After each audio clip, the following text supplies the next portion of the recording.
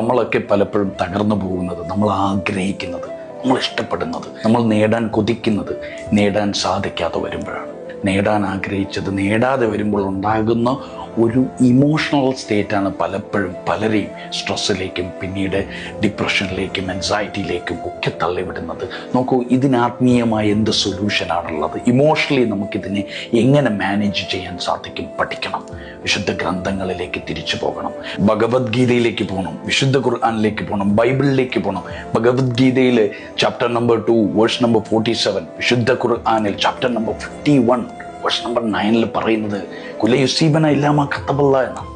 ദൈവം വിധിക്കാതെ നിങ്ങൾ ഒന്നും അനുഭവിക്കില്ല. ഇന്ന് ജീവിതത്തിൽ അനുഭവിക്കുന്നതെല്ലാം എനിക്ക് വേണ്ടി എന്നോ ഒരിക്കൽ എൻ്റെ ദൈവം എഴുതി വെച്ചതാണ് എന്ന ബോധമാണ് ഇത്തരം റിജക്ഷൻ വരുമ്പോൾ, ഇത്തരം ഫെയിലിയർ വരുമ്പോൾ, ഇത്തരം വീഴ്ചകൾ വരുമ്പോൾ നമ്മളെ ആത്മീയമായി പിടിച്ചു നിർത്തുന്നത്. നോക്കൂ, നമ്മളൊരു പ്ലാനിലാണെന്ന് മനസ്സിലാക്കുക. നമ്മൾ പ്ലാൻ ചെയ്യപ്പെട്ടിരിക്കുകയാണ്. നമ്മൾ പ്ലാൻ ചെയ്യപ്പെട്ടിരിക്കുന്ന ആ പ്ലാനിന് പിറകിലൊരു പ്ലാനർ ഉണ്ടെന്നും ആ പ്ലാനർ തീരുമാനിക്കാത്തതൊന്നും നമ്മൾ അനുഭവിക്കില്ല. ആ പ്ലാനർ എനിക്ക് വേണ്ടി ഏറ്റവും നല്ല പ്ലാൻ പ്രിപ്പയർ ചെയ്തിട്ടെന്നുള്ള ബോധവും ഏതൊരു മനുഷ്യനെയും ഏതൊരു വ്യക്തിയെയും ജീവിതത്തിൽ മുന്നോട്ട് പോകാൻ സഹായിക്കും. ഏത് തോൽവിയും ചിരിച്ചുകൊണ്ട് നമുക്ക് നേരിടാൻ നമ്മളെ തയ്യാറെടുപ്പിക്കും.